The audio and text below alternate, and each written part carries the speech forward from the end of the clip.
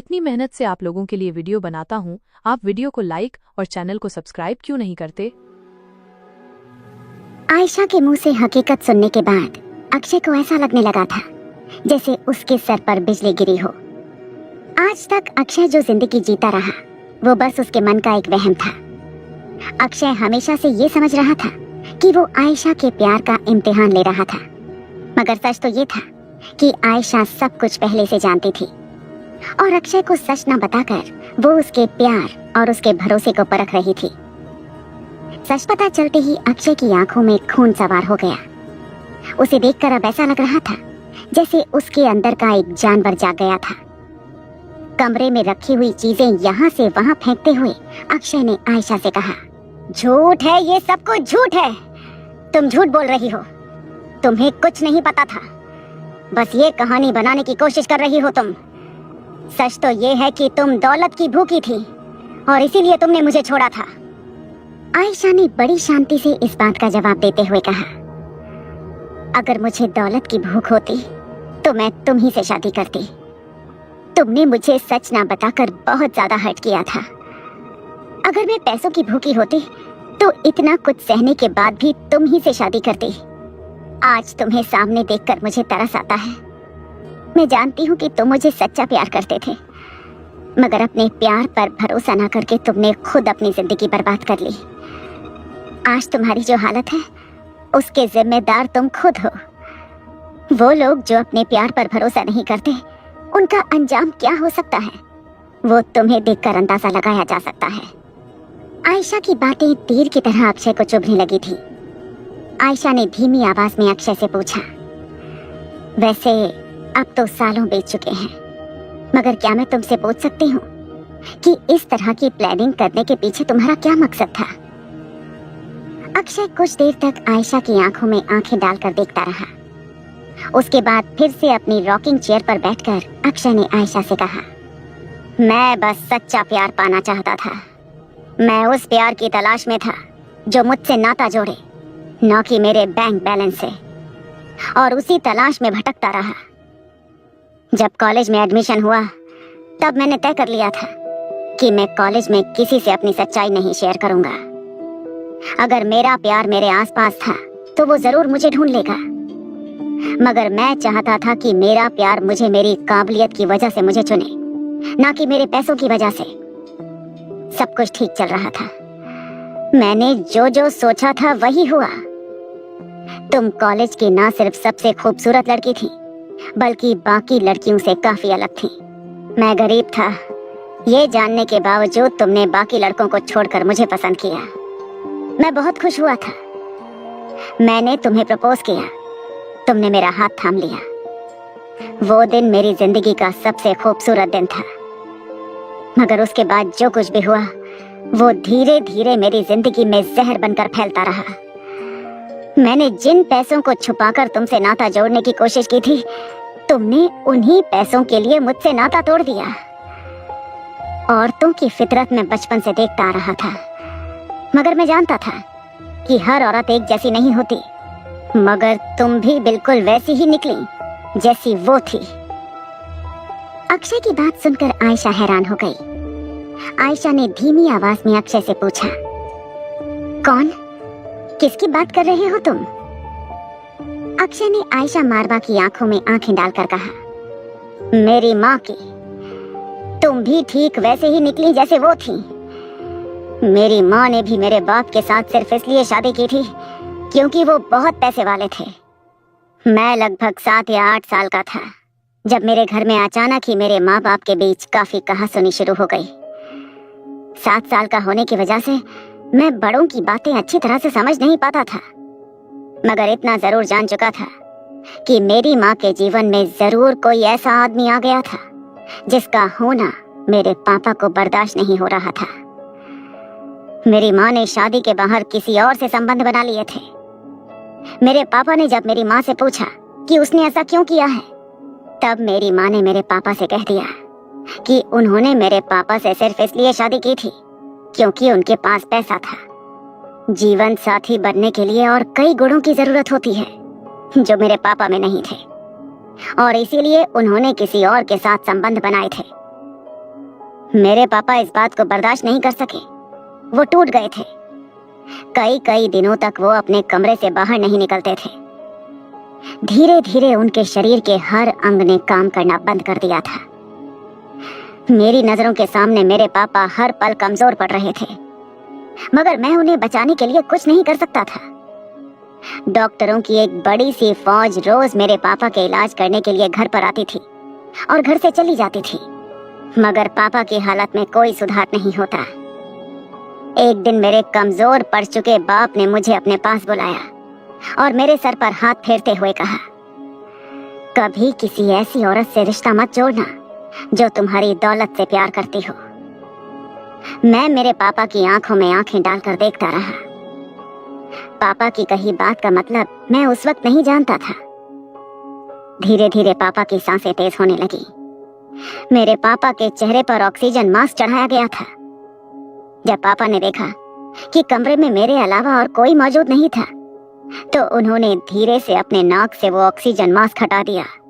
कुछ देर तक वो फटी हुई आंखों से मुझे देखते रहे। बस मुझे 2 घंटे बाद इस बात का एहसास हुआ कि पापा ने अपनी पलकें नहीं झपकाई थी। पापा के गुजर जाने के बाद सारा पैसा, सारी दौलत, सारी शोहरत मुझे ही मिलने वाली थी। कुछ सालों में मैं इतना मैच्योर हो गया कि पापा की अधूरी बात भी पूरी तरह समझ सकता था, और इसीलिए कॉलेज ज्वाइन करने से पहले ही मैंने ये फैसला कर लिया था कि मैं दुनिया के सामने कभी अपनी असलियत नहीं जाहिर करूंगा।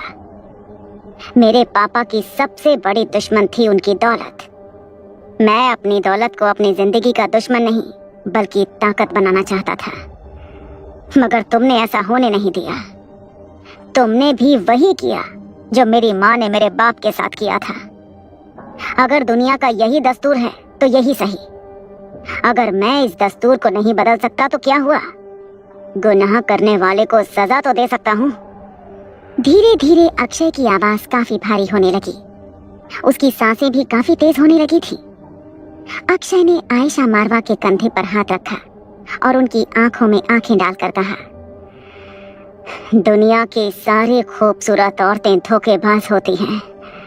इस दुनिया में अगर कोई एक सच्चा रिश्ता है तो वो है इंसान का पैसों के साथ। पैसों के अलावा इंसान और कुछ नहीं देख सकता। ना रिश्ते नाते, ना संबंध, ना प्यार। हमारा प्यार सच्चा नहीं था। किसी का प्यार सच्चा नहीं होता।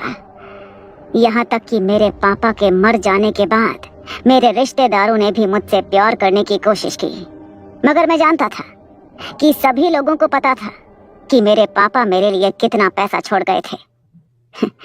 बस उसी पैसे की लालच में आकर मेरे चाचा, मेरे ताऊजी, सभी लोग एक दूसरे से लड़ाई करने लगे इस बात को लेकर कि मेरी परवरिश कौन करेगा। दरअसल वो लोग मेरी परवरिश इसलिए नहीं करना चाहते थे कि वो मुझसे प्यार करते थे। उन सब की नजर मेरी दौलत पर थी। मैं दिन रात अपने आप को अपने कमरे में बंद करके रोने लगा।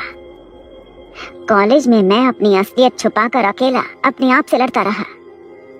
अपने आप को मैं इतना काबिल बना देना चाहता था कि मैं अपने बाप की छोड़ी हुई दौलत को 1 साल में 10 गुना कर दूं, क्योंकि मैं अब तक ये बात समझ चुका था कि सारे रिश्ते बेमाने थे। अगर जिंदगी में सक्सेस को पाना है और खुशी हासिल करनी है तो पैसा कमाना होगा। मेरे पास पैसा था। मैं और भी ज्यादा पैसे कमाना चाहता था। इस दुनिया का सबसे ताकतवर इंसान बनना चाहता था, ताकि एक दिन प्यार खुद ब खुद मेरी ताकत के आगे झुक जाए। कॉलेज में मैं तुमसे प्यार कर बैठा। मैंने भी गलती कर दी थी और तुमने भी मुझे वही सिला दिया जो मेरी माँ ने मेरे बाप को दिया था। तब से लेकर आज तक मुझे इस बात का यकीन हो गया है कि दुनिया में प्यार जैसी कोई चीज नहीं होती। अक्षय की बात को बीच में ही काटते हुए आयशा वर्मा ने कहा, प्यार होता है, प्यार सबसे ताकतवर होता है। बस हमारा प्यार तुम्हारी परीक्षा को पार नहीं कर पाया, मगर इसका मतलब ये नहीं कि दुनिया में हर प्यार झूठा है। प्यार में जो ताकत है वो विश्वास से पैदा होती है। प्यार और विश्वास अगर एक हो जाए तो उससे बड़ी ताकत इस दुनिया में कभी जन्म नहीं ले सकती। आयशा की बात पूरी होते ही ऊंची आवाज में अक्षय ने कहा, ये बकवास करना बंद करो और जरा अपने गिरेबान में झांक कर देखो। जो धोखा तुमने मुझे दिया वही धोखा तुम्हारी बहू तुम्हारे बेटे को दे रही है। तुमने मेरे साथ जो किया उसकी सजा तुम्हारे बेटे को मिल रही है। तुम्हारी बहू भी तुम्हारे बेटे के साथ सिर्फ इसलिए थी क्योंकि वो इस देश का सबसे बड़ा बिजनेसमैन है। मगर तुम्हारे बेटे के पीठ पीछे तुम्हारी बहू भी किसी और के साथ संबंध बनाए बैठी है।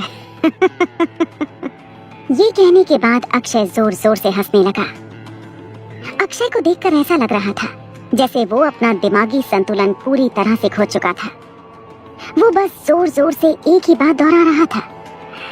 दुनिया की हर खूबसूरत लड़की बेवफा होती है और प्यार करने का सिर्फ एक ही अंजाम होता है, धोखा। विश्वासघात जो मेरी माँ ने मेरे बाप को दिया तुमने मुझे दिया, और आज तुम्हारी होने वाली बहू तुम्हारे बेटे को देने वाली है। अचानक ही आयशा ने अपनी आवाज ऊंची करते हुए अक्षय से कहा, अनिका ऐसा कभी नहीं कर सकती। अनिका और रोहित का प्यार बिल्कुल सच्चा है। उनके प्यार को किसी परीक्षा की जरूरत नहीं है क्योंकि उनका प्यार उनके विश्वास पर टिका है। आयशा की बातों में कॉन्फिडेंस देखकर अक्षय ने अपने दोनों हाथ अपने कमर पर रख लिए और यहाँ वहाँ देखकर कुछ देर तक अपने मन ही मन कुछ सोचता रहा। अक्षय ने अपना एक हाथ अपने माथे पर रखकर आयशा से कहा, देखो, अगर तुम्हें यकीन नहीं होता कि तुम्हारी बहू क्या गुल खिला रही है तो मैं तुम्हारी बहू के प्रेमी को तुम्हारे सामने लाकर खड़ा कर दूंगा और तब तुम्हें विश्वास हो जाएगा कि इस दुनिया में प्यार जैसी कोई चीज नहीं होती है। मगर तुम फिक्र मत करना, मैं आज के बाद इस किस्से को हमेशा हमेशा के लिए खत्म कर दूंगा। हर धोखेबाज को सजा मिलेगी। मैं उन खूबसूरत औरतों के लिए एक ऐसा संदेश छोड़ूंगा कि किसी को प्यार में धोखा देने से पहले वो लोग 100 बार सोचेंगे कि उनका अंजाम क्या होगा। अगर किसी सच्चे आशिक का सर घूम जाए तो वो क्या कर सकता है, इस बात का अंदाजा हो जाएगा उन्हें। आयशा, अगर मैं चाहता तो पिछले 20 सालों में कभी भी तुम्हें एक चींटी की तरह रौंद सकता था। मैं तुम्हें मारकर हमेशा हमेशा के लिए तुम्हारे प्यार से आजाद हो सकता था, मगर मैंने ऐसा नहीं किया। जानती हो क्यों? क्योंकि मेरा प्यार सच्चा था। मगर आज मैं जान चुका हूँ कि सच्चे प्यार की कोई कीमत नहीं है और इसीलिए सच्चे प्यार को धोखे की भी कोई जरूरत नहीं है। मैं आज तुम्हें सजा देकर अपने आप को तुम्हारे बंधन से हमेशा हमेशा के लिए मुक्त कर दूंगा। तुम्हें मारकर मैं अपने आप को आजाद कर दूंगा। मगर तुम बिल्कुल फिक्र मत करना, तुम्हें मारने के बाद मैं उस धोखेबाज अनिका को भी जरूर सजा दूंगा ताकि तुम्हारा बेटा भी हमेशा हमेशा के लिए उस झूठे प्यार के बंधन से आजाद हो जाए। ये कहते ही अक्षय ने अपना एक हाथ आयशा के गले में डालकर एक फंदा बना लिया। धीरे धीरे अक्षय अपनी पकड़ मजबूत करने लगा। अक्षय ने अपनी पूरी जिंदगी जितना आयशा से प्यार किया था, आज अक्षय की आंखों में आयशा के लिए उतनी ही नफरत दिखाई दे रही थी। धीरे धीरे अक्षय ने आयशा के गले पर अपनी पकड़ और तेज कर ली और आयशा की सांसें अब धीरे धीरे धीमी पड़ने लगी थी। धीरे धीरे अक्षय की पकड़ मजबूत होती गई। आयशा अपनी पूरी ताकत लगाकर अक्षय का हाथ अपनी गर्दन से हटाने की कोशिश कर रही थी, मगर अक्षय के सर पर खून सवार था। वो बस एक ही बात दोहरा रहा था, इस दुनिया में प्यार का कोई वजूद नहीं और धोखा देने वालों की सजा सिर्फ एक है, उनकी मौत। तुम्हें मारने के बाद मैं उस अनिका को भी मौत के घाट उतार दूंगा। मेरे बाप ने इसी झूठे प्यार की वजह से अपनी जान दी। अगर उन्हें उस वक्त पता होता कि प्यार जैसी कोई चीज इस दुनिया में मौजूद ही नहीं है तो वो अपनी जान नहीं गंवाते। मगर मैं अपने बाप की तरह कमजोर नहीं हूँ। मैं अपनी जान नहीं दूंगा, बल्कि जिसने मेरी जिंदगी को जहन्नुम बना दिया मैं उसको सजा देकर रहूंगा। धीरे धीरे आयशा की सांसें धीमी पड़ने लगी थी। आयशा की आंखें भी अब लाल होने लगी थी। फटी हुई आंखों से आयशा किसी तरह अपने आसपास किसी ऐसी चीज को ढूंढने की कोशिश कर रही थी जिससे वो अक्षय पर वार करके अपने आप को बचा सके। मगर अक्षय ने अपने शरीर की पूरी ताकत लगाकर आयशा का गला दबाया था। अक्षय का जुनून उसका पागलपन बन चुका था। उसे रोकना अब मुश्किल था। अक्षय ने फैसला कर लिया था कि वो आज आयशा को मौत की नींद सुला कर रहेगा। धीरे धीरे आयशा की सांसें धीमी पड़ने लगी। अक्षय अपने कई सालों की भड़ास को निकालते हुए सिर्फ एक ही बात दोहराता रहा, हर वो लड़की जो किसी को प्यार में धोखा देगी, मैं उसका यही अंजाम करूंगा। तभी अचानक कमरे का दरवाजा खुला और अंकुर नायक दौड़कर अंदर आया। अंकुर ने अक्षय से कहा, बॉस, अभी अभी रोहित ने एक प्रेस कॉन्फ्रेंस रखी थी जिसमें हर चीज का खुलासा हो गया है। दरअसल अनिका पर जिस लड़के के साथ अफेयर होने का शक था, वो लड़का और कोई नहीं बल्कि वो खुद थी। मेरा मतलब है कि रोहित और अनिका के बीच में और कोई नहीं है। रोहित और अनिका का प्यार सच्चा है। अपने हाथ में पकड़ा हुआ फोन अक्षय की ओर करते हुए अंकुर ने कहा, देखिए, ये उस न्यूज की एक लिंक है जिसमें सब कुछ साफ साफ क्लियर किया गया है। न्यूज देखकर अक्षय के होश उड़ गए। अक्षय कुछ देर तक हैरानी से फोन स्क्रीन की ओर देखता रहा। तभी उसे एहसास हुआ कि आयशा, जो अभी भी उसकी तेज और सख्त गिरफ्त में थी, उसकी सांसें थम चुकी थी। आयशा का निर्जीव शरीर अक्षय के कंधे पर झुक चुका था। वहां रोहित के मोबाइल पर आयशा के नंबर से एक मैसेज आया था जिसमें आयशा ने कहा था, मेरे बेटे रोहित और मेरी होने वाली बहू अनिका, मुझे माफ कर देना, मगर मेरे लिए अब ये दोगली जिंदगी जीना बहुत मुश्किल हो गया है। मेरे और अक्षय के संबंध काफी सालों पुराने हैं। मैं उसी के साथ जा रही हूँ, वो जिंदगी जीने जो जीने की कसमें हमने कई सालों पहले खाई थी। मुझे ढूंढने की कोशिश मत करना, मैं घर वापस नहीं आऊंगी। हाँ, जब ये सारी बातें अच्छी तरह से तुम लोग समझ पाओगे और समझने लगोगे, तब जरूर तुम लोगों को मिलने आऊंगी। तब तक मुझे ढूंढने की कोशिश मत करना। अनिका और रोहित दोनों ही ये मैसेज से दंग रह गए। अनिका ने तुरंत रोहित की ओर देखकर कहा, मुझे नहीं लगता कि ये मैसेज आयशा आंटी का है। मुझे लगता है कि अक्षय ने जबरदस्ती मैसेज उनसे बुलवाया है। रोहित लगातार उस वॉइस मैसेज को बार बार सुनता रहा। कुछ देर तक अच्छी तरह से उस वॉइस मैसेज की हर बारीकी जांचने के बाद रोहित ने अपनी नजरें झुकाते हुए अनिका से कहा, मुझे नहीं लगता कि ये मैसेज जोर जबरदस्ती करके बुलवाया गया है। उनकी आवाज, उनके बात करने का तरीका देखकर ऐसा नहीं लगता कि उन्होंने किसी दबाव में ये मैसेज भेजा है। मैसेज के बैकग्राउंड में भी हल्की हल्की आवाजें आ रही हैं। लगता है वो किसी बीच पर या समंदर किनारे पर हैं। आसपास का वातावरण भी काफी शांत है। मुझे नहीं लगता कि वो इस वक्त शहर में हैं। मेरे ख्याल से वो देश छोड़कर जा चुकी हैं। ये बात कहते वक्त रोहित का चेहरा काफी मुरझाया हुआ लग रहा था, मगर अनिका ये मानने के लिए तैयार नहीं थी कि आयशा इतनी आसानी से रोहित को छोड़कर जा चुकी थी। वो जानती थी कि 20 साल तक आयशा ने अपने बेटे से दूर रहकर भी अपने बेटे को कितना प्यार किया था। ऐसी औरत इस तरह बिना किसी को कुछ बताए अपने बेटे और उसके परिवार को छोड़कर नहीं जा सकती थी। रोहित ने अनिका के कंधे पर हाथ रखते हुए कहा, हर इंसान को अपनी जिंदगी जीने का हक है। किसी से उसका प्यार, उसके जीने का अधिकार छीनने का हमें कोई हक नहीं है। माँ जहाँ भी रहें, बस खुश रहें। मैं यही चाहता हूँ और हमेशा यही चाहता रहूंगा। भले ही रोहित की बातों में काफी उदासी नजर आ रही थी, मगर अनिका जानती थी कि रोहित काफी समझदार इंसान था। वो रिश्ते की और हर इंसान के इमोशंस की कद्र करता था। रोहित ने अपना फोन फिर से अपनी जेब में रखकर चिराग को अपने कमरे में बुलाया। कुछ देर बाद जब चिराग मेहता रोहित और अनिका के कमरे में आया तो रोहित ने चिराग से कहा, तुम सब कुछ छोड़कर बस ये पता लगाओ कि माँ इस वक्त कहाँ है। अगर वो किसी तकलीफ में है तो किसी भी हालत में उन्हें मुसीबत से बचाओ, चाहे तुम्हें इसके लिए जो भी करना पड़े। मगर हाँ, अगर वो खुश हैं, सेफ हैं, तो बस हमारे कुछ आदमी उनकी सेफ्टी के लिए उनके आसपास लगा दो। उन्हें ये पता नहीं चलना चाहिए कि वो लोग उनके आसपास मौजूद हैं, वरना उन्हें लगेगा कि उनका बेटा उनकी इमोशंस की कदर नहीं करता और उन पर नजरें जमा कर बैठा है। चिराग ने पूरी बात समझने के बाद रोहित से कहा, ठीक है बॉस, आप फिक्र मत कीजिए, मैं अभी इसी वक्त पता लगाता हूँ कि आंटी कहाँ है। चिराग ये कहने के बाद कमरे से बाहर निकल गया। चिराग के जाते ही नन्ही सी रिया दौड़कर रोहित और अनिका के पास आई।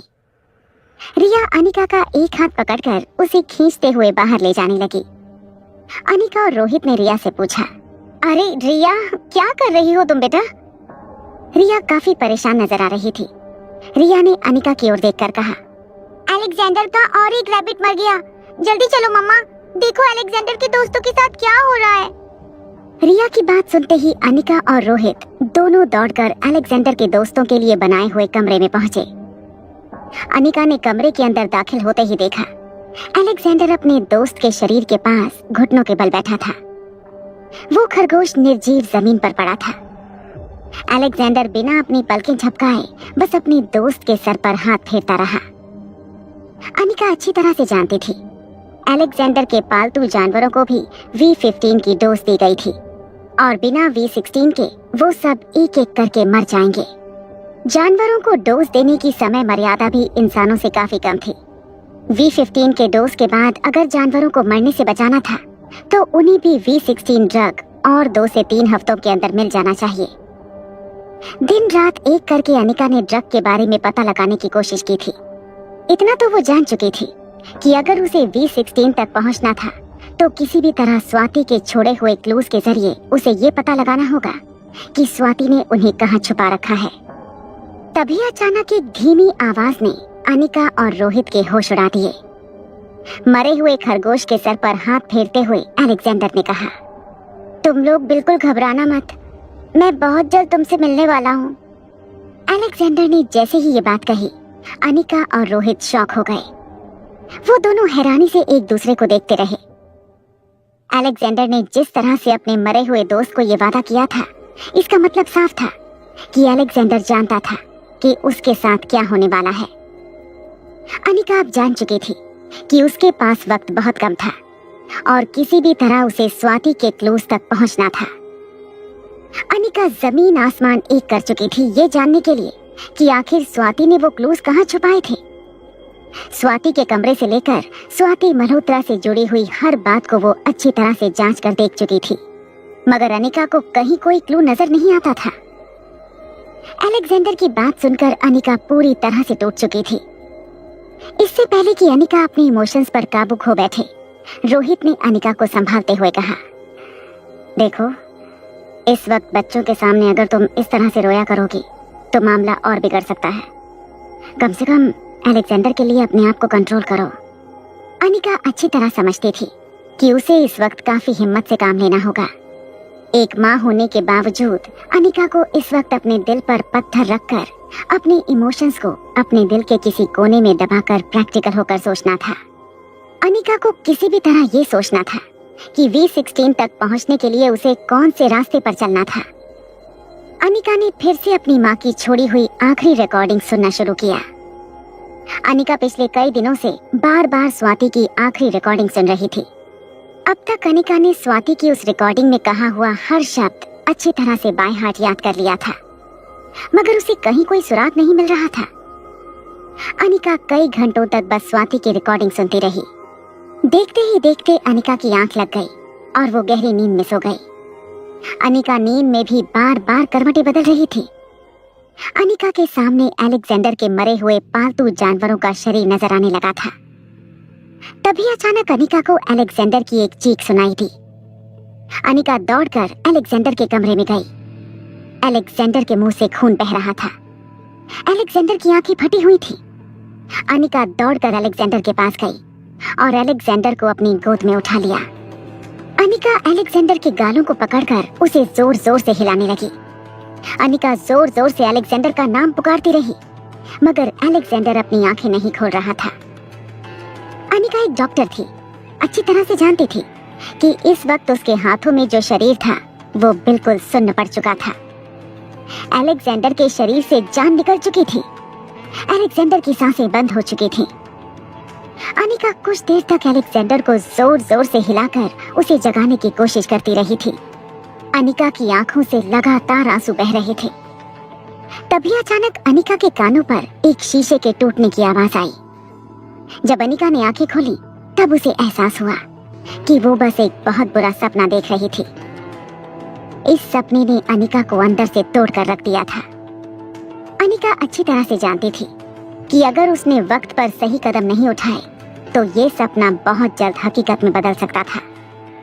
अनिका अपनी आंखों के सामने अपने बेटे को मरते हुए नहीं देख सकती थी। किसी भी तरह अनिका V16 पावर ड्रग तक पहुंचना चाहती थी, मगर अनिका को यह समझ नहीं आ रहा था कि V16 पावर ड्रग तक कैसे पहुंच सकती थी। अनिका के माथे से पसीना बह रहा था, उसकी सांसें काफी तेज हो चुकी थीं। अनिका ने अपने बिस्तर के बगल में रखे एक टेबल से पानी का गिलास उठाया। पानी पीने के बाद अनिका कुछ देर तक बालकनी में जाकर टहलती रही। अनिका अपने दिमाग पर जोर डालकर स्वाति की रिकॉर्डिंग को फिर से याद करने लगी। इस बार अनिका ने रिकॉर्डिंग सुनने के लिए अपने मोबाइल और ईयरफोन का सहारा नहीं लिया, बल्कि अनिका खुद अपने मन में छपी हुई बातों को याद करने की कोशिश करने लगी। अनिका को वो रिकॉर्डिंग अच्छी तरह से याद थी। अपने मन में अनिका बार बार वो रिकॉर्डिंग दोहराने लगी। तभी अचानक अनिका के दिमाग में एक बात बिजली की तरह चमकी। अनिका स्वाति के छोड़े हुए जिस क्लू तक पहुंचना चाहती थी, उसे उस क्लू तक पहुंचने का रास्ता मिल गया था। अनिका तुरंत फिर से अपने कानों में हेडफोन लगाकर अपने मोबाइल पर स्वाति की रिकॉर्डिंग सुनने लगी। रोहित भी काफी देर से आंखें खुली रखकर अनिका की बेचैनी देख रहा था। जब रोहित को एहसास हुआ कि अनिका ने जरूर कुछ पता लगा लिया है, तब रोहित भी अपनी जगह से उठकर बालकनी में आया। रोहित ने अनिका से पूछा, क्या तुम्हें कोई क्लू मिला है? अनिका बड़े ही ध्यान से ईयरफोन में स्वाति की रिकॉर्डिंग सुन रही थी। रोहित की बात को इग्नोर करते हुए अनिका ने एक पेन पेपर लिया और बालकनी में रखी चेयर पर बैठकर बड़े ही ध्यान से कुछ लिखने लगी। कुछ देर तक रिकॉर्डिंग सुनने के बाद अनिका ने रोहित की ओर देखकर कहा, जरा तुम इस रिकॉर्डिंग को सुनकर मुझे बताओ, क्या तुम इसमें कोई अजीब बात महसूस कर सकते हो? रोहित ने भी बड़े ही ध्यान से स्वाति की रिकॉर्डिंग सुनी, मगर रोहित बार बार सुनने के बावजूद भी कुछ पता नहीं लगा पा रहा था कि आखिर ऐसी कौन सी खास बात थी रिकॉर्डिंग में जिससे अनिका ने क्लू का अंदाजा लगाया था। रोहित ने कहा, इसमें तो बस तुम्हारी माँ ने तुम्हें हमेशा सतर्क रहने के लिए कहा है। तुम्हारी माँ चाहती है कि उसकी बेटी सेफ रहे। मुझे तो कोई खास बात नजर नहीं आई इस रिकॉर्डिंग में। तभी अनिका ने दोबारा ईयरफोन रोहित के कान में लगाते हुए कहा, इस बार बड़े ही ध्यान से इस रिकॉर्डिंग को सुनना। जब मेरी माँ बोल रही है तब बैकग्राउंड में तुम्हें एक आवाज सुनाई देगी। उस आवाज को ध्यान से सुनने की कोशिश करो। रोहित ने फिर से बड़े ही ध्यान से रिकॉर्डिंग सुनने की कोशिश की। इस बार बड़े ही ध्यान से सुनने के बाद रोहित ने रिकॉर्डिंग पूरी होने के बाद अनिका से कहा, जब तुम्हारी माँ बात कर रही हैं, तब पीछे हल्की हल्की तबले की थाप की आवाज सुनाई पड़ रही है, मगर आवाज काफी हल्की है। ऐसा लगता तो है जैसे कुछ म्यूजिक बज रहा है तबले पर, मगर आवाज बड़ी हल्की है। अनिका ने रोहित से कहा, अगर अब तुम ध्यान से सुनोगे तो तुम्हें ये एहसास होगा कि वो कोई तबले की थाप नहीं है, बल्कि कोई टेबल पर उंगलियों से थाप दे रहा है।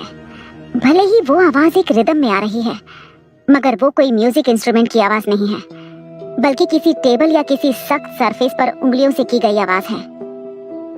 रोहित ने अनिका की बात सुनने के बाद फिर से बड़े ही ध्यान से रिकॉर्डिंग को सुना। इस बार रिकॉर्डिंग को सुनने के बाद रोहित ने कहा, तुम बिल्कुल सही कह रही हो। मैंने भी इस तरीके के बारे में एक बार सुना था। इसी म्यूजिक की बदौलत वर्ल्ड वॉर के जमाने में लोग एक दूसरे को मैसेज भेजने की कोशिश करते थे। तुम्हारी माँ ने भी ऐसा ही कुछ करने की कोशिश की है। अनिका ने रोहित की बात का जवाब देते हुए कहा, तुम बिल्कुल ठीक कह रही हो। क्या तुम इस मैसेज को डिकोड कर सकते हो? रोहित ने फिर से एक बार रिकॉर्डिंग सुनने के बाद कहा, नहीं, इस मैसेज को डिकोड करना बेहद मुश्किल है। इंटरनेट पर इस मेथड के बारे में सर्च करने के बाद रोहित और अनिका को ये पता लगा कि इस मेथड को मोर्स कोड कहा जाता था। अनिका ने लगभग आधे एक घंटे तक रिसर्च करने के बाद मोर्स कोड के बारे में काफी जानकारी इकट्ठा की। इसके बाद फिर से स्वाति की रिकॉर्डिंग सुनने के बाद उस तबले की थाप जैसी आवाज को रिकॉर्ड करके अनिका ने पेपर पर कुछ लिखने की कोशिश की। उस कोड के जरिए स्वाति जरूर अनिका को कोई मैसेज देना चाहती थी, ये बात पक्की थी। मगर रोहित और अनिका दोनों समझ नहीं पा रहे थे कि आखिर उस मैसेज को डिकोड किस तरह किया जाए। रोहित ने अनिका से कहा, जरूर मोर्स कोड के जरिए तुम्हारी माँ तुम्हें एक सीक्रेट चाबी देना चाहते हैं, जो चाबी तुम्हें V16 पावर ड्रग तक पहुंचा सकती है। मगर मेरी समझ में नहीं आ रहा है कि इस तरह के मैसेज को डिकोड कैसे किया जाए।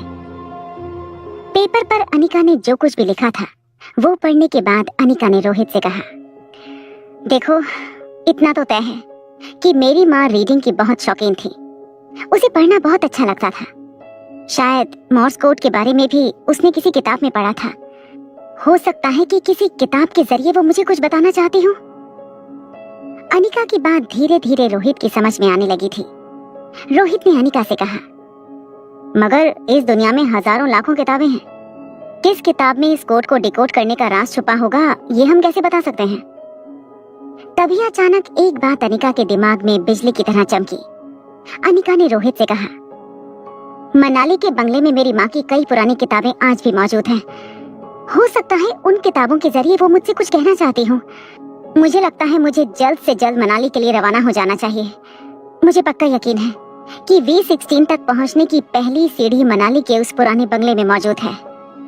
रोहित भी अनिका की बात से सहमत था, मगर अनिका के कंधे पर हाथ रखते हुए रोहित ने अनिका से कहा, देखो, इस वक्त बहुत रात हो चुकी है। मेरे ख्याल से तुम्हें कुछ देर आराम कर लेना चाहिए। तुम सुबह जल्दी मनाली के लिए रवाना हो जाना, मैं तुम्हें रोकूंगा नहीं, मगर इस वक्त तुम्हारा आराम करना बहुत जरूरी है। अनिका भी जानती थी कि उसके शरीर को अगर ठीक से नींद ना मिले तो उसे काफी परेशानी हो सकती थी। इसलिए रोहित की बात को मानते हुए अनिका ने तय किया कि वो सुबह होते ही मनाली के लिए रवाना हो जाएगी। अनिका के लिए रात को आराम कर पाना हालांकि काफी मुश्किल होने वाला था। अनिका जानती थी कि वो पहले क्लू के बेहद करीब थी, मगर उसे मनाली पहुंचने का इंतजार करना होगा। रात को बड़ी मुश्किल से अनिका को नींद आई। सुबह के 7:30 बजे थे जब अनिका ने अपनी आंखें खोली। अनिका जैसे ही तैयार होकर नीचे हॉल में पहुंची, तीनों बच्चे डाइनिंग टेबल पर बैठकर नाश्ता कर रहे थे। अनिका को देखते ही नन्ही सी रिया अपनी चेयर पर खड़ी हो गई और अनिका की ओर देखकर कहने लगी, मम्मा, आज सनराइज कहाँ हुआ है, जरा पता करना। अभी तो सुबह के 7:30 बजे हैं और तुम जागी हो। बचपन से लेकर आज तक मैंने तुम्हें इतना जल्दी उठे कभी नहीं देखा। चलो, आज हम सब मिलकर सुबह ही धूप देखेंगे। सुबह सुबह गार्डन में खेलने का मजा ही कुछ और है। चलो मेरे साथ मम्मा। तभी आर्यन ने रिया को ऐसा करने से रोकते हुए कहा, मम्मा को डिस्टर्ब मत करो, वो सुबह सुबह जागी हैं। इसका मतलब जरूर उन्हें किसी इमरजेंसी में हॉस्पिटल जाना होगा।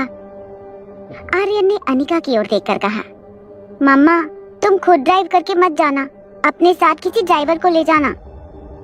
अलेक्जेंडर ने भी आर्यन की बात में हामी भरते हुए कहा, हाँ बिल्कुल ठीक कहा, मैं भी कई दिनों से तुम्हारे साथ रहता हूँ। मैंने भी इन्हें कभी इतनी जल्दी जागते हुए नहीं देखा। देखिए, आप अगर खुद ड्राइव करके जा रही हैं तो बिल्कुल संभाल कर गाड़ी चलाना। अगर आपने किसी और की गाड़ी ठोक दी तो कोई बात नहीं, मगर देखना कि आप खुद इंजर्ड ना हो जाएं। अनिका जानती थी कि अलेक्जेंडर के इस तरह के ख्यालात ठीक नहीं थे, मगर इस वक्त अनिका के पास अलेक्जेंडर को समझाने का वक्त नहीं था। अनिका ने तीनों बच्चों को बाय कहा और घर से निकल गई। अनिका जानती थी कि कोई भी ड्राइवर अनिका को उतनी तेजी से मनाली नहीं पहुंचा सकता था जितनी वो खुद ड्राइव करके मनाली पहुंच सकती थी। जैसे ही अनिका अपनी कार में बैठी, अनिका के बगल में आकर रोहित बैठ गया। रोहित ने अपनी सीट बेल्ट बांधते हुए अनिका से कहा, मैं भी तुम्हारे साथ आना चाहता हूँ। अनिका ने रोहित की आंखों में आंखें डालकर कहा, ठीक है, फिर अपनी सीट बेल्ट कसकर बांध लेना। रोहित जान चुका था अनिका के अंदर का वर्ल्ड चैंपियन ड्राइवर जाग चुका था। वो जल्द से जल्द मनाली पहुंचना चाहती थी। रोहित अनिका के लिए एक छोटे से टिफिन बॉक्स में थोड़ा सा नाश्ता लेकर आया था। अनिका कार ड्राइव करना शुरू करे उससे पहले रोहित ने टिफिन बॉक्स खोलते हुए अनिका से कहा, पहले कुछ खा लो, शरीर में ताकत होगी तभी तुम्हारा दिमाग भी अलर्ट रहेगा। ड्राइविंग करने में तुम्हें आसानी होगी। अनिका के पास वक्त नहीं था, इसलिए ब्रेड बटर की 1-2 टुकड़े अपने मुंह में डालकर अनिका ने कार शुरू कर दी। अनिका ने तेजी से कार पार्किंग लॉट से बाहर निकाली। एक बड़ा सा धूल का गुबार अनिका और रोहित की कार के पीछे नजर आने लगा। अनिका और रोहित के जाते ही भूमिका की कार बंगले में दाखिल हुई। पार्किंग लॉट में अपनी कार पार्क करने के बाद भूमिका मारवा हाउस में जाने लगी। भूमिका की आंखों से पता चलता था कि भूमिका काफी थकान महसूस कर रही थी। ऐसा लग रहा था जैसे भूमिका रात भर सोई नहीं थी। घर का चीफ सिक्योरिटी गार्ड भूमिका के पास आकर कहने लगा, मैडम, मैंने आपको कांटेक्ट करने की बहुत कोशिश की, मगर आप मेरा फोन कॉल रिसीव नहीं कर रही थी। क्या आप जानते हैं कि अनिका मैडम और रोहित सर फिर से एक हो गए हैं। भूमिका ने उस चीफ सिक्योरिटी ऑफिसर की बात का जवाब देते हुए कहा, शायद तुम नहीं जानते कि उन्हें एक करने के लिए मैंने कितनी कुर्बानी दी है। आज अनिका रोहित का साथ सिर्फ मेरी वजह से है। आज मैं नहीं होती तो मेरे भाई का संसार बिखर चुका होता। चीफ सिक्योरिटी ऑफिसर समझ नहीं पा रहा था कि भूमिका क्या कहना चाहती थी। भूमिका ने चीफ सिक्योरिटी ऑफिसर से कहा, अगर मैंने अनिका के बॉयफ्रेंड को अपने जाल में नहीं फंसाया होता और उसके फोन से अनिका को मैसेज नहीं भेजे होते तो ये सब कुछ नहीं हुआ होता। जब अनिका को इस बात का एहसास हुआ कि उसका बॉयफ्रेंड अब उसके साथ नहीं रहना चाहता, इसलिए वो रोहित के पास वापस आई होगी। भूमिका की बातें चीफ सिक्योरिटी गार्ड को काफी कंफ्यूज कर रही थी, इसलिए चीफ सिक्योरिटी ऑफिसर ने भूमिका को न्यूज़ दिखाते हुए कहा, कल ही साहब और मैडम के बीच में सब कुछ क्लियर हो गया। उन्होंने जिस मिस्टर एक्स की बात की थी वो और कोई नहीं बल्कि खुद हैं। चीफ सिक्योरिटी ऑफिसर की बात सुनते ही भूमिका के होश उड़ गए। वो बिल्कुल चौंक गई। उसे समझ नहीं आ रहा था कि अगर मिस्टर एक्स खुद अनिका थी तो उसने सारी रात जिस लड़के के साथ गुजारी वो कौन था। भूमिका काफी शर्मिंदगी महसूस करने लगी थी। चीफ सिक्योरिटी ऑफिसर भूमिका को बार बार पूछता रहा कि क्या हुआ था, मगर भूमिका उसे बिना कुछ बताए फिर से कार में बैठकर सीधे उस वीरान बंगले की ओर जाने लगी। बंगले पर पहुंचते ही भूमिका जोर जोर से दरवाजा खटखटाने लगी। जैसे ही निखिल ने दरवाजा खोला, भूमिका को सामने खड़ा देखकर निखिल चौंक गया। निखिल ने भूमिका को देखकर कहा, अरे स्वीटी, तुम वापस आ गई। निखिल के मुंह से स्वीटी नाम सुनकर भूमिका ने कहा, स्वीटी? कौन स्वीटी? निखिल हैरान होते हुए भूमिका से कहने लगा, अरे कल तुम्ही तो बताया था कि तुम्हारा नाम स्वीटी है। आज अचानक क्या हो गया तुम्हें? मुझे तो लगा कि तुम मुझे इतनी देर में मिस करने लगी इसलिए वापस आई हो, मगर तुम तो काफी गुस्से में लग रही हो। अनिका और रोहित को एक करने के लिए भूमिका ने सोचा था कि वो निखिल के साथ प्यार का नाटक करके निखिल को अपनी खूबसूरती के जाल में फंसा लेगी। भूमिका ने सोचा था कि अपने भाई के परिवार को बचाने के लिए उसे ये कुर्बानी देनी ही होगी। इसलिए बीती रात भूमिका ने निखिल के साथ गुजारकर निखिल को पूरी तरह से अपने वश में कर लिया था। निखिल के सो जाने के बाद निखिल के मोबाइल से भूमिका ने अनिका को तरह तरह के ब्रेकअप मैसेजेस लिखे थे।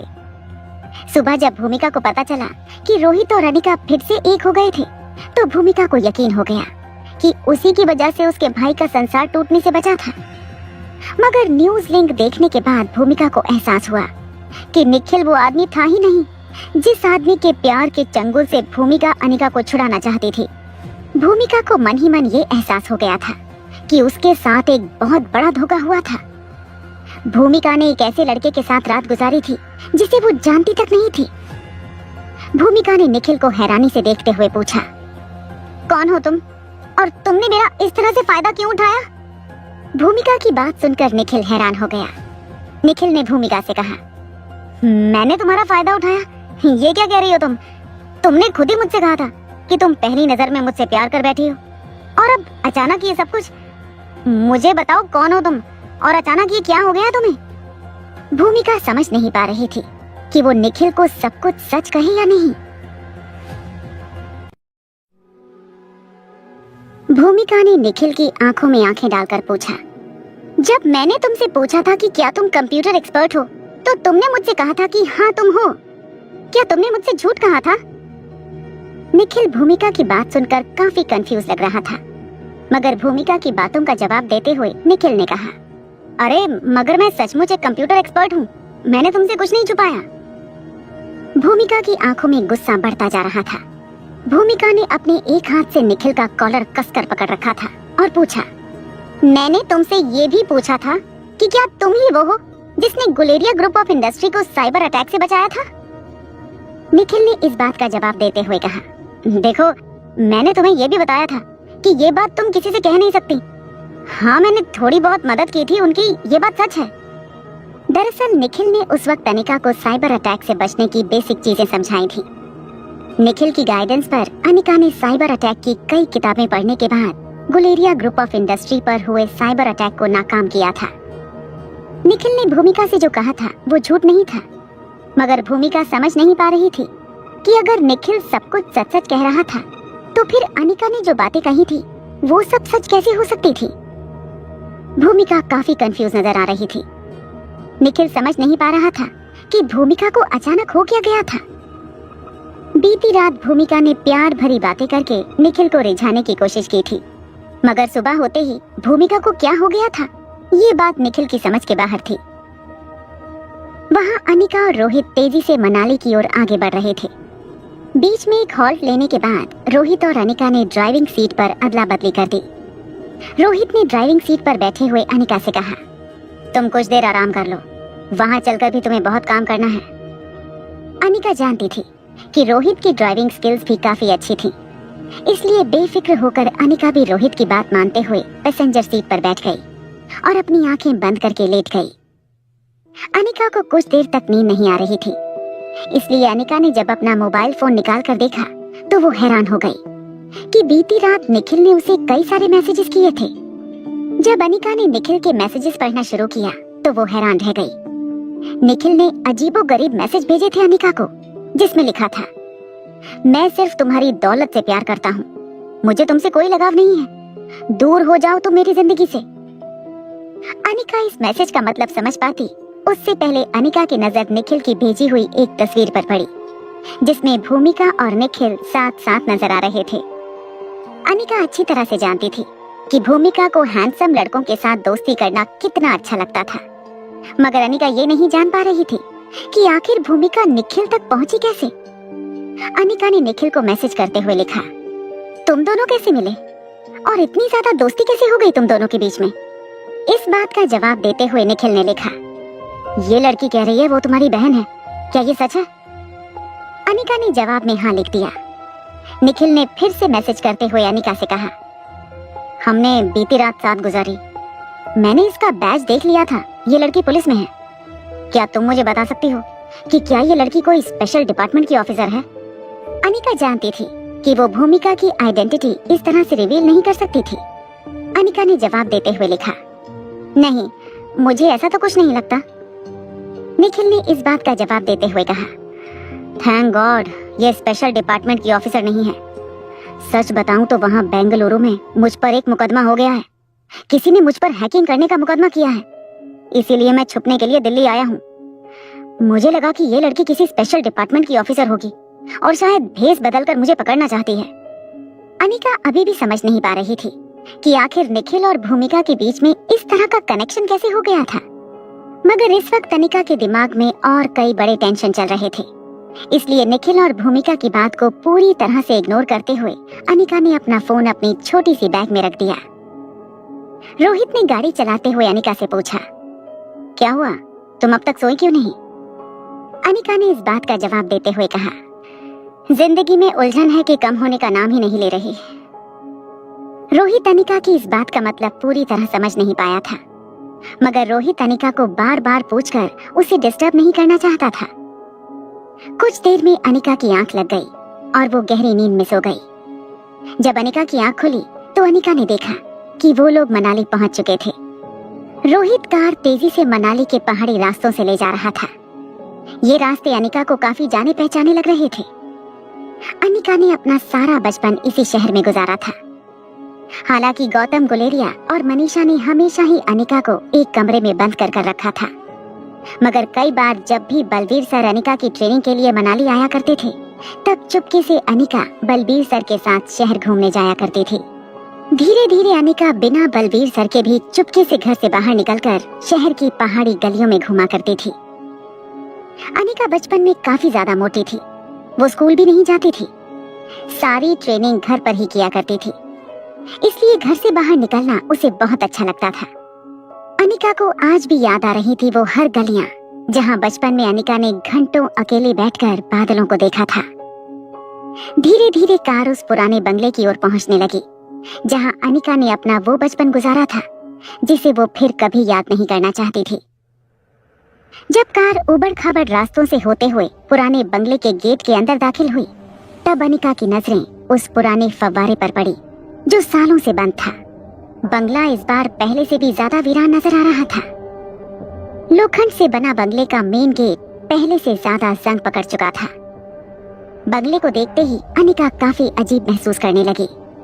रोहित और अनिका जब कार से बाहर उतरे, तब अनिका की नजर बंगले के मेन डोर पर पड़ी। बंगले की हालत देखकर ऐसा लग रहा था जैसे कई दिनों से बंगले के अंदर किसी ने कदम नहीं रखा था। अनिका और रोहित जैसे ही बंगले के अंदर गए, कई सारे परिंदे एक साथ शोर मचाने लगे।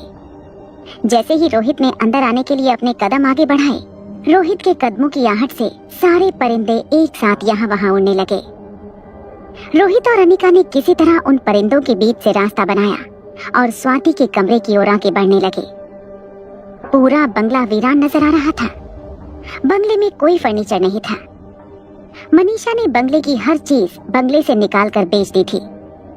हालांकि मनीषा और कामनी ने बंगले को बेचने की बहुत कोशिश की थी, मगर गौतम गुलेरिया के दस्तखत के बिना बंगले को बेचना बेहद मुश्किल था। स्वाति ने मरने से पहले ये बंगला अनिका के नाम किया था और अनिका का गार्जियन होने के नाते गौतम गुलेरिया का बंगले पर अधिकार था। गौतम गुलेरिया के मरने के बाद बंगला फिर से अनिका के नाम हो गया था। इसलिए काफी मेहनत मशक्कत करने के बावजूद मनीषा बंगले को बेचने में नाकामयाब रही। अनिका को अब सिर्फ एक चीज की फिक्र थी, स्वाति मल्होत्रा के कमरे में रखी गई किताबें कहीं मनीषा ने डिस्पोज न कर दी हो। जैसे ही रोहित और अनिका स्वाति के कमरे के अंदर गए, अनिका ने देखा कि कमरे के चारों तरफ से ढेर सारी किताबें बिखरी पड़ी थी। अनिका जान चुकी थी कि मनीषा ने इन किताबों में से कहीं कोई कीमती चीज ढूंढने की कोशिश की थी, मगर जब पूरे कमरे में उसे कोई खास कीमती चीज नजर नहीं आई तो सारी किताबें अस्त व्यस्त करने के बाद मनीषा कमरे से निकल गई होगी। अनिका ने स्वाति के मॉर्स कोड के जरिए जो सिंबल्स और जो निशानियां अनिका को मैसेज के थ्रू बताई थी, वो सारी सिंबल और निशानियां अनिका ने एक पेपर पर लिख ली थी। मगर अनिका ये नहीं जानती थी कि मॉर्स कोड के जरिए स्वाति किस किताब की बात कर रही थी। ढेर सारी किताबों में वो कौन सी किताब थी जिसमें स्वाति ने V16 पावर ड्रग तक पहुंचने का जरिया बताया था। अनिका मन ही मन अपने सामने पड़ी किताबों के ढेर को देखती रही और सोचती रही कि आखिर वो कौन सी किताब हो सकती थी जिसमें वो V16 पावर ड्रग तक पहुंचने का रास्ता था। अगर सारी किताबें पढ़ी जाएं, तो कम से कम उन किताबों को पढ़ने के लिए अनिका को 5 से 6 महीने का वक्त लग जाता। मगर अलेक्जेंडर को बचाने के लिए अनिका के पास बहुत कम वक्त बचा था।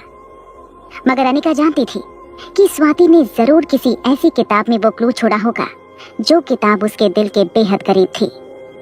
अनिका कुछ देर तक बड़े ही ध्यान से सोचती रही कि आखिर स्वाति ने किस किताब में V16 पावर ड्रग तक पहुंचने का जरिया छुपाया था। अनिका ये समझने की कोशिश कर रही थी कि ढेर सारी किताबों में वो कौन सी किताब थी जो अनिका को पावर ड्रग तक पहुंचा सकती थी। तभी अचानक अनिका के दिमाग में एक बात बिजली की तरह चमकी। अनिका ने रोहित से कहा, मुझे नहीं लगता कि मेरी माँ का छुपाया हुआ क्लू इन किताबों में है। रोहित अनिका की बात सुनकर हैरान हो गया। अनिका ने रोहित को समझाते हुए कहा, मेरी माँ अच्छी तरह से जानती थी कि गौतम गुलेरिया किस किस्म का इंसान था।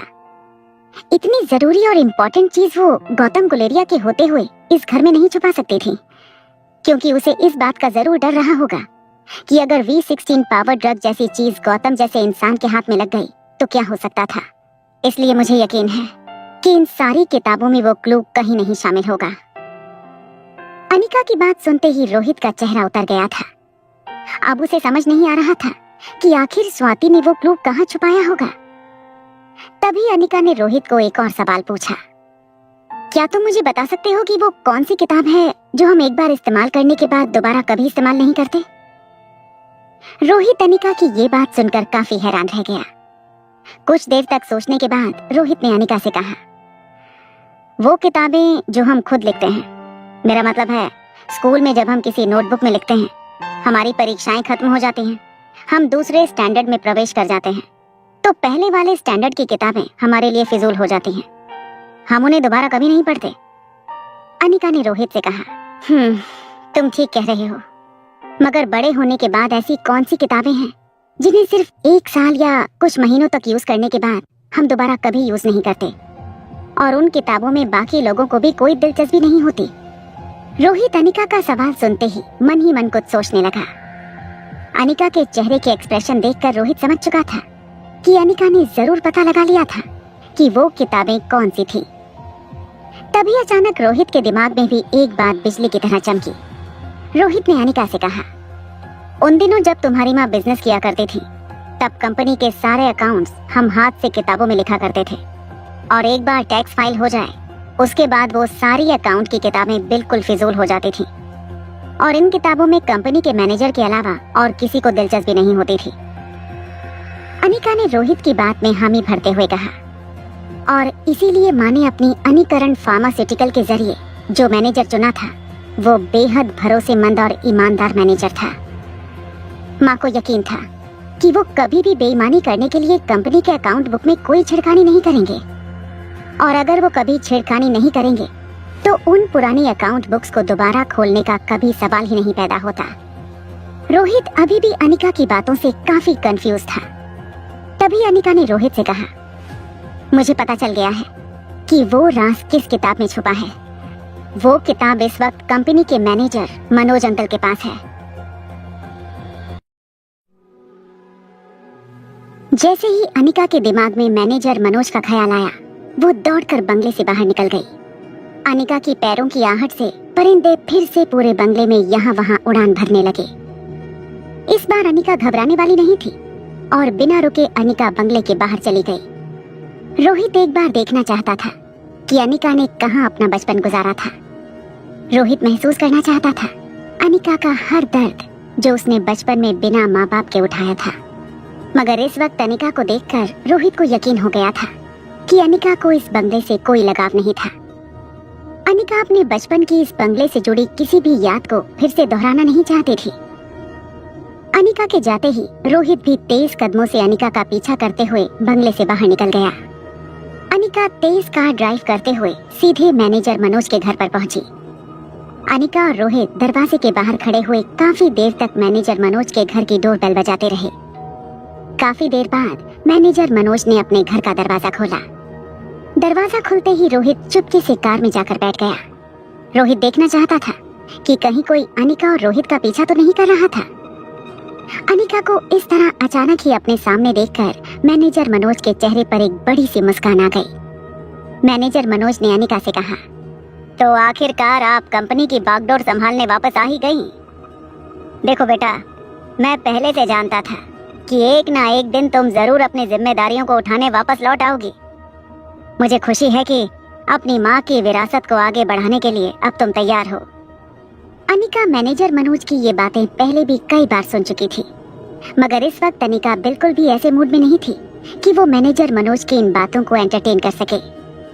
इसलिए उनकी बातों को बीच में ही काटते हुए अनिका ने कहा, क्या पुरानी सारे अकाउंट्स की किताबें आपने अभी भी संभाल कर रखी हैं?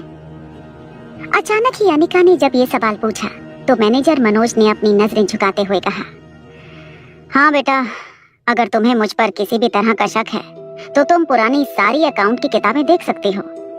मैंने कभी कोई हेरा फेरी नहीं की है। कंपनी में जो भी मुनाफा होता था मैं चुपचाप तुम्हारे बैंक अकाउंट में ट्रांसफर कर देता हूँ। पहले भी जब मुनाफा होता था तो मैं सारा का सारा मुनाफा गौतम जी के हवाले कर देता था। मैंने कभी 1 रुपए की चोरी नहीं की है।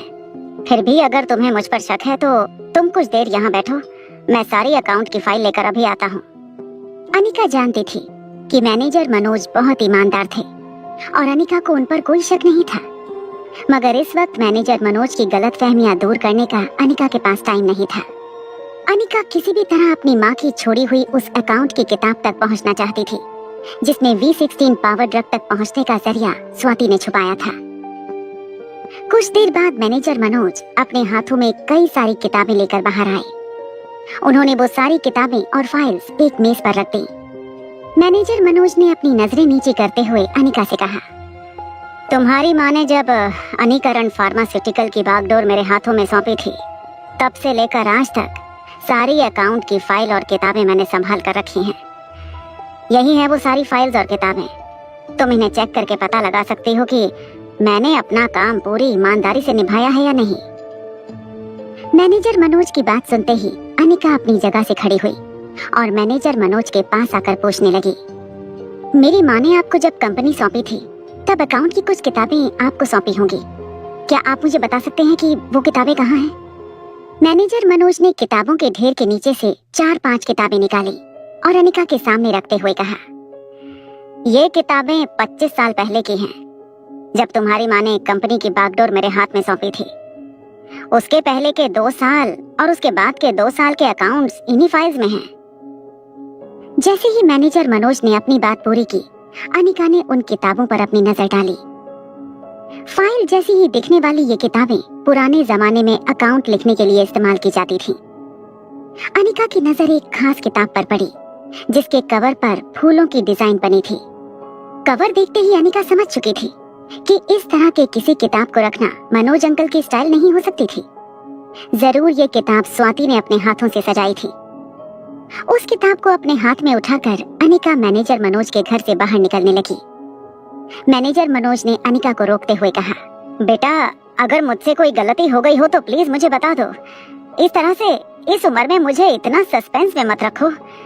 मैंने जी जान लगाकर अनिकरण फार्मास्यूटिकल के लिए काम किया है। अब मैं रिटायर होना चाहता हूँ। उम्र के इस कगार पर अगर तुम मुझ पर इस तरह के इल्जाम लगाओगी तो मैं आईने में अपनी शक्ल भी नहीं देख पाऊंगा। मैनेजर मनोज की बातों का एक्सप्लेनेशन देना इस वक्त अनिका के लिए बेहद मुश्किल था। अनिका ने अपनी जगह पर रुकते हुए मैनेजर मनोज की ओर मुड़कर देखा और कहा, आज के बाद आपको मुझे पैसे भेजने की कोई जरूरत नहीं है। ये कंपनी आज के बाद हमेशा हमेशा के लिए आपकी है। इस कंपनी पर आज के बाद मेरा कोई हक नहीं होगा। मैनेजर मनोज अनिका की इस बात को सुनकर हैरान रह गए। अनिका ने मैनेजर मनोज की ओर देखकर कहा, इस तरह हैरान मत होइए, आप डिजर्व करते हैं। ये कंपनी आपकी ही बदौलत आज तक जिंदा है और आगे भी ये कंपनी आप ही के नाम से जानी जाएगी। आज के बाद ये कंपनी, इसका सारा प्रॉफिट, सब कुछ आपका। मुझे जो चाहिए वो मैं अपने साथ ले जा रही हूँ। मैनेजर मनोज समझ नहीं पा रहे थे कि अनिका ये किस किस्म की बातें कर रही थी। हालांकि वो जानते थे कि अनिका अब रोहित मारवा के साथ जल्द से जल्द शादी के बंधन में बंधने जा रही थी।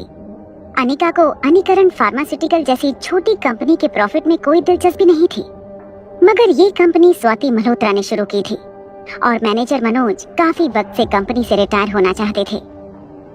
पिछली बार भी अनिका ने मैनेजर मनोज को कंपनी की जिम्मेदारियों से मुक्त होने की इजाजत नहीं दी थी, मगर इस बार कंपनी मैनेजर मनोज के नाम पर करके अनिका ने हमेशा हमेशा के लिए मैनेजर मनोज को ट्रैप कर दिया था। मैनेजर मनोज के घर से निकलते ही अनिका स्वाति की किताब हाथ में लिए अपनी कार में जाकर बैठ गई। अनिका जानती थी कि B16 पावर ड्रग को पाने के लिए अनिका के अलावा और भी कई लोग थे। क्रिस्टोफर, जो अपनी जिंदगी को बचाने के लिए किसी भी हालत में B16 पावर ड्रग को हासिल करना चाहता था। अनिका को पक्का यकीन था कि क्रिस्टोफर ने अभी भी अनिका के ऊपर नजरें बनाए रखी होंगी। आशीष डोगरा ने यह भी अनिका को बताया था कि B16 पावर ड्रग का इस्तेमाल जिन लोगों को करना था उनमें से सिर्फ 5 लोग इस वक्त जिंदा थे। एक आशीष डोगरा, दूसरा क्रिस्टोफर। इसका मतलब ये था कि और भी 3 लोग थे जो लोग B16 पावर ड्रग को हासिल करना चाहते थे अपनी जिंदगी बचाने के लिए। अनिका जानती थी कि इस वक्त उस अकाउंट की बुक को पढ़ना खतरे से खाली नहीं था, इसीलिए वो किसी सेफ जगह पर जाकर ही उस किताब को पढ़ना चाहती थी। जैसे ही अनिका कार में बैठी, रोहित ने अनिका से कहा, क्या हुआ, मैनेजर मनोज ने तुम्हें बहुत परेशान कर दिया है? रोहित सब कुछ कार के अंदर से बैठकर देख रहा था। अनिका ने रोहित से कहा, अरे नहीं, वो बेचारे रिटायर होना चाहते थे। बेचारे बहुत ही ईमानदार हैं। अगर ये ना होते तो पता नहीं अनिकरण फार्मास्यूटिकल का क्या हुआ होता और ये किताब मुझ तक पहुंचती भी या नहीं। रोहित अनिका की बातें सुनकर हैरान हो गया। रोहित ने अनिका से कहा, मेरी समझ में नहीं आ रहा है कि तुमने इतने बड़े आदमी को तुम्हारी छोटी सी कंपनी का मैनेजर बनाकर इतने सालों तक कैसे रखा है? अनिका खुद रोहित की ये बात सुनकर शॉक हो गई। अनिका ने रोहित से कहा, ये तुम क्या कह रहे हो? मनोज अंकल तो पिछले 20-25 साल से हमारी कंपनी को मैनेज कर रहे हैं। इस बात का जवाब देते हुए रोहित ने कहा, एक मिनट, तुम ये कहना चाहती हो कि तुम्हें पता नहीं है कि ये आदमी कौन है? अनिका रोहित की बातें सुनकर और ज्यादा कंफ्यूज हो रही थी। अनिका का रिएक्शन देखकर रोहित को यकीन हो गया था कि अनिका सचमुच मैनेजर मनोज की रियल आइडेंटिटी नहीं जानती थी। रोहित ने अनिका को समझाते हुए कहा, अरे ये आदमी माइक्रोबायोलॉजी का बहुत बड़ा प्रोफेसर है। ना सिर्फ हमारे देश में बल्कि विदेशों में भी इनका बहुत बड़ा नाम है। इसीलिए तो मैं तुमसे कह रहा हूँ कि मेरी समझ में नहीं आ रहा है कि इतना बड़ा आदमी होने के बावजूद ये इतनी छोटी सी कंपनी मैनेज क्यों कर रहा है। रोहित की बात सुनकर अनिका के होश उड़ गए। अनिका कार में बैठी थी और अभी भी मैनेजर मनोज अपने दरवाजे पर खड़े अनिका को देख रहे थे। अनिका धीरे से अपनी कार से निकली और धीमे कदमों से मैनेजर मनोज की ओर आगे बढ़ने लगी। मैनेजर मनोज हाथ जोड़कर अनिका से कहते रहे, मैं रिटायर होना चाहता हूँ बेटा, अब मुझसे ये सब नहीं होता। अपनी कंपनी की जिम्मेदारियां तुम खुद संभाल लो और मुझे इस बंधन से आजाद कर दो। अनिका अब मैनेजर मनोज की हर बात ध्यान से सुनने लगी थी। अनिका को एहसास हो चुका था कि मैनेजर मनोज कंपनी की बागडोर अब इसलिए नहीं संभालना चाहते थे क्योंकि उनकी जिंदगी का मकसद कुछ और था। उनका चेहरा देखकर ऐसा लग रहा था जैसे उन्हें पिछले 20 सालों से इस कंपनी में कैद कर लिया गया था। मैनेजर मनोज हाथ जोड़कर अनिका के सामने गिड़गिड़ाते रहे। मैनेजर मनोज के ठीक सामने आकर अनिका ने मैनेजर मनोज से पूछा, मनोज अंकल, कौन है आप? क्या मैं जान सकती हूँ कि पिछले 20 सालों से आप इस कंपनी में कैदी बनकर क्यों रहे हैं? अनिका का ये सवाल सुनते ही मैनेजर मनोज के चेहरे का रंग उड़ गया। मैनेजर मनोज ने तुरंत अपने हाथ जोड़ते हुए अनिका से कहा, देखो बेटा, मेरी इसमें कोई गलती ही नहीं है। मैं सब कुछ सच सच बताता हूँ। पहले तो मेरी पूरी बात सुन लो, उसके बाद तुम जो फैसला करना चाहोगी वो कर सकती हो। मेरे और स्वाति के बीच जो कुछ भी हुआ, एक बार वो सुन लो, उसके बाद जो फैसला लेना चाहती हो ले लेना। मैनेजर मनोज खुद ही अपने मुंह से कोई कन्फेशन करना चाहते थे।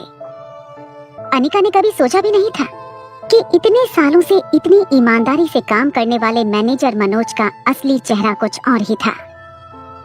इस वक्त अनिका के सामने जो आदमी खड़ा था वो कोई मामूली कंपनी का मैनेजर नहीं था, बल्कि माइक्रोबायोलॉजी का सबसे चमकता सितारा था, जिसे अपनी यूनिवर्सिटी में शामिल करने के लिए देश और विदेश की कई यूनिवर्सिटीज दिन रात लेटर्स लिखा करती थी। बायोलॉजी का पीएचडी मनोज माथुर इस वक्त अनिका के सामने एक गुनहगार बनकर खड़ा था। अनिका को मन ही मन काफी ख्याल आने लगे। अनिका ये सोच सोचकर हैरान हो रही थी कि आखिर मनोज ने स्वाति मल्होत्रा के साथ ऐसा क्या किया था जो स्वाति मल्होत्रा ने मनोज को इतनी बड़ी और कड़ी सजा सुनाई थी। लगातार 20-25 सालों तक अपने करियर को छोड़कर मनोज इतनी छोटी सी कंपनी को मैनेज क्यों कर रहा था? ये बात अनिका की समझ से बाहर थी। अनिका ने मैनेजर से कहा, बताइए क्या हुआ था 20 साल पहले? आपने अपना सब कुछ छोड़कर 20 साल तक इस कंपनी की सेवा में अपने कीमती साल क्यों बिगाड़े? मैनेजर मनोज की आंखों से आंसू बहने लगे थे। अपने दोनों हाथ जोड़कर मैनेजर मनोज वही दरवाजे की चौखट पर बैठ गए। अपनी सिसकियों को कंट्रोल करते हुए मैनेजर मनोज ने अनिका की ओर देखकर कहा, बताता हूँ बेटा, सब कुछ सच सच बताता हूँ। मैनेजर मनोज ने 22 साल पहले हुई बातें धीरे धीरे अनिका को बताना शुरू किया। जैसे जैसे मैनेजर मनोज अपनी कहानी आगे बढ़ाने लगे, अनिका के चेहरे का रंग उड़ गया। लगभग 20 मिनट तक मैनेजर मनोज अनिका को अपनी आप बीती सुनाते रहे। अनिका कभी सोच भी नहीं सकती थी कि 22 साल पहले स्वाति मल्होत्रा के साथ क्या क्या हुआ था। जब मैनेजर मनोज ने अपनी पूरी कहानी अनिका को सुनाई, अनिका हैरान रह गई।